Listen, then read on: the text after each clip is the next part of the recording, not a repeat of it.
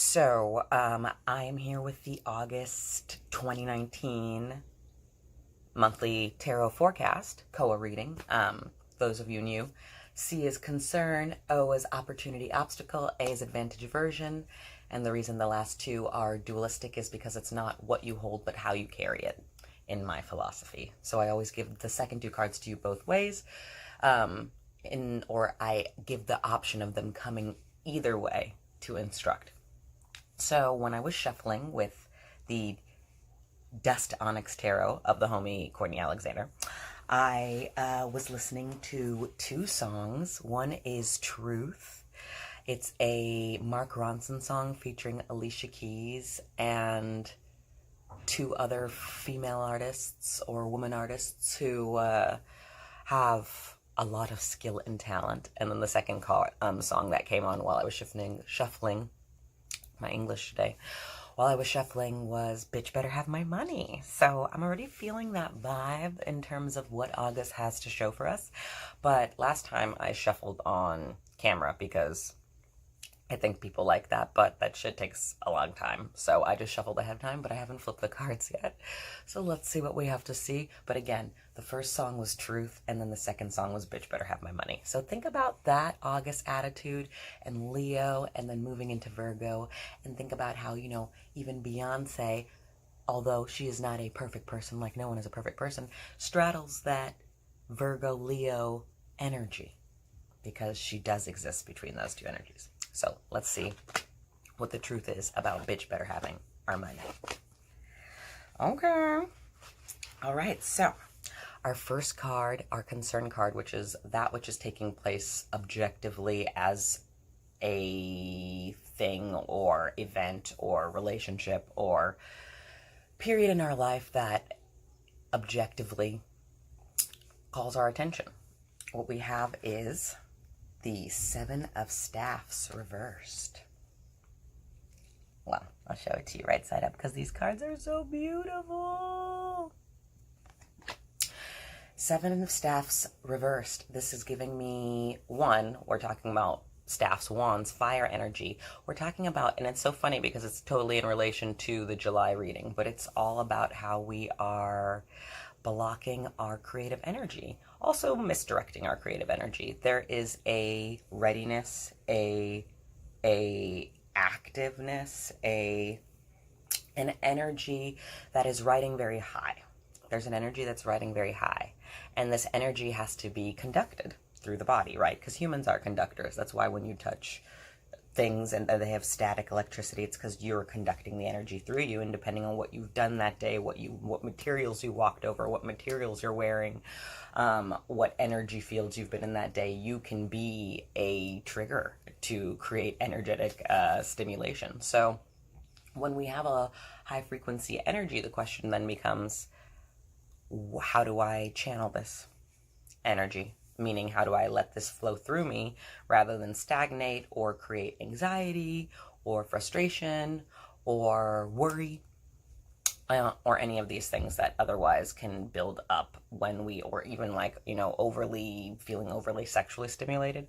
And I don't mean that, is there something in my hair? No, it's just light. And I don't mean that in a shaming kind of way. I mean that more in a, you are doing it for the sake of getting away from a situation as opposed to wanting to be there. It's almost like it could be anybody. If it could be anybody, then is it really about you, or is it just about what you identify that activity with? And so, basically, like, what are your preferences? What do you want to do? So the Seven of Swords is like, oh, what do you want to do? And it's reversed. It's divorced from its right side up. So that's interesting that came out of my mouth. And with the Seven of Staffs reversed, it's just sort of like, why are you not just doing the work that you say that you want to do in some way, shape, or form? Now, when we say doing the work, I think a lot of people think of the finished product. They're like, oh, look, my ancestors. I think people think doing the work as it being done. And it's interesting that happens, right? The doing the work as it being done. Because if that's the case, if you think of your passion or your joy for something being in its completion, and you can associate something that has not yet been done with its completion state, then why can't you associate the pleasure of the completion state with that which has not yet to be done? Meaning, why isn't the doing of equivalent to the having done? Because the whole reward is the doing of the thing itself, right? The Seven of Staffs is like, what are you going to do for the sake of what you want? And not in a way that necessarily cultivates any sort of stagnation, which is where the card is at, or depression, which is also where the card is at, or even, hostility or force or control. Because the things that are in alignment with what you need to do, the things that are for you to do, are fluid. Existence confirms through synchronicity and denies through degradation. So when you're in your lane, the things come to you very easily, but you do have to show up to get them. And usually showing up in our passion means doing the work. In that case for me, let me just use myself as an example for you.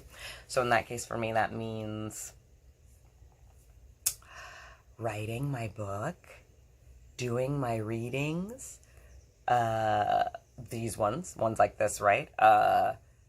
Showing up in the number of other jobs that I have, working on myself spiritually in the sense that, I'm making sure that I'm reading my Taoist scriptures, and I make sure that I'm practicing my Ifa practices, and that I'm being, I'm saying my prayers when I need to do certain prayers, and that I'm being attentive to that work, and knowing that I'm doing those things for the love of those things, and not for any sort of perceived future reward that I will get from them. I do them because in the doing of them, they make me feel good. Like just in the doing of the reading, no matter if it's taken me 5 years from the last one, 5 months, 5 days, 5 hours, 5 seconds, I'm constantly reminding myself about the love of reading cards simply by reading them, and I'm constantly improving in my ability to do the reading of them by reading of them. And along the journey of doing them, I get a lot of satisfaction out of the practice, regardless of how anybody takes it out there in video camera world.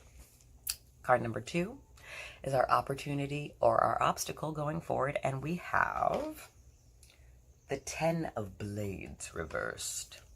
Show you the card right side up because it's beautiful. Again, these are Courtney Alexander's Dust to Onyx Tarot. We have the 10 of Swords.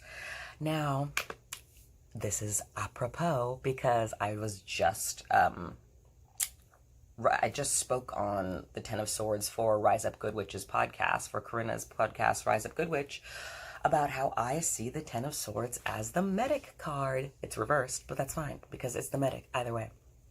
So the medic card, the medic goes where others won't go. They go into negative places to do positive things. They go where the hurt is to do healing. They go into spaces of war to bring a semblance of peace and respite. They go. So, my bad, I had to back up shit on my phone because it was so full, and so I got cut off in the middle of the Opportunity Obstacle card, which is still the 10 of Blades reversed.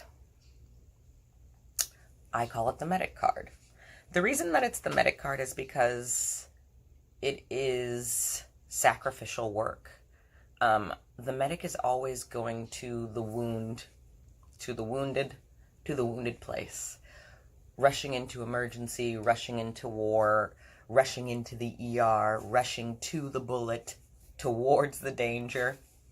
And so the medic is, they operate on, or they function from bravery. They function from courage. They function from necessity. It's an impetus in the medic person. And I guess this is why it's reversed, right? Because we're not leaning into this energy. It's the impetus of the medic to deal with the challenge, to deal with the problem, to deal with the injury, not to avoid setting the bone or cauterizing the wound or removing the shrapnel. The medic is always going to the theoretical bad place, the actual bad place, the physical bad place. And the reason why health practitioners, medics, are supposed to be honored in times of suffering and wars because they treat all people, because they have a do no harm policy, right? And the reason that they treat and heal is because they do no harm also means do not let you walk around in your woundedness. Do not let you walk around in your ailment. Do not let you walk around in your illness. Do not let you walk around in your disease. Do not let you walk around untreated, essentially. So when we have the Medic reverse and the Opportunity Obstacle card, it's like we started with the Seven of Staffs reversed. We're already not using our creative passion, energy to actually invest in that which is important to us. And then we're pretending as if what's important to us isn't important to us by denying our hollowness, our injury, our illness, our dis-ease, our inability, our negative beliefs, our lack, our places of little faith, our places of little faith. So when you are not doing the things that you're actually passionate about doing, and then you're acting as if the things that you're passionate about doing aren't actually that important, you are gangrening. You are ganging up on yourself. You are neglecting yourself. You're also abusing yourself. You're also prolonging the hurt. You are festering the wound. You are not treating yourself correctly.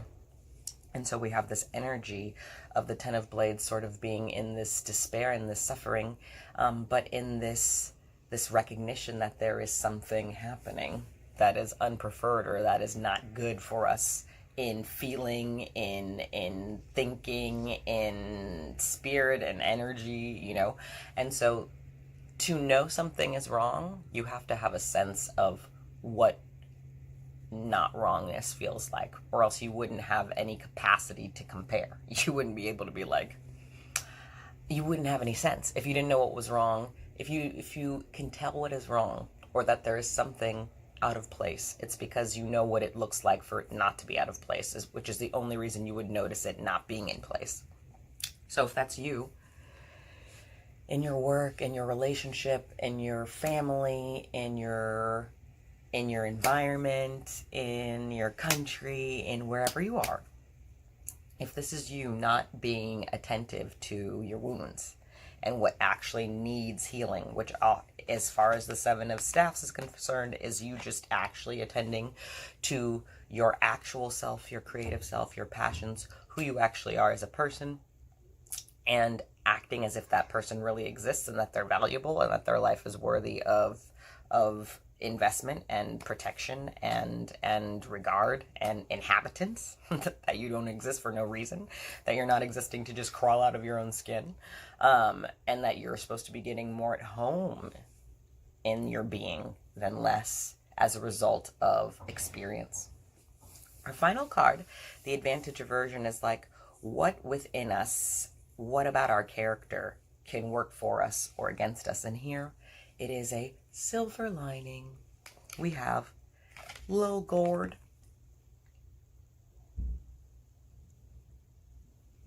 Beautiful little Gourd right side up.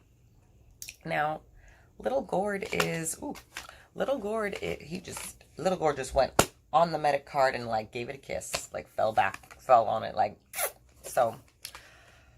Little Gourd is sincere. You know, they are gentle, they are loving, they are transparent in their wonderment, in their desire, in their ability to want to heal, right? Little Gourd is acknowledging someone's not right with me and I need to get right with myself, or little Gourd is acknowledging I'm unsatisfied in this work and it's making me miserable and my health is suffering and I'm not the person that I want to be, and so it's not worth it to me. I need to get out of here. Little Gourd is sincere, but that also means being present, being attentive, being genuine in their regard of themselves. Little Gourd is regardful. Little Gourd, it honors people and honors things by understanding what is and isn't at ease in the situation, what is and isn't in flow, what is stagnant. Little Gourd is a little captain of the sea, willing to take a sturdy small boat yourself.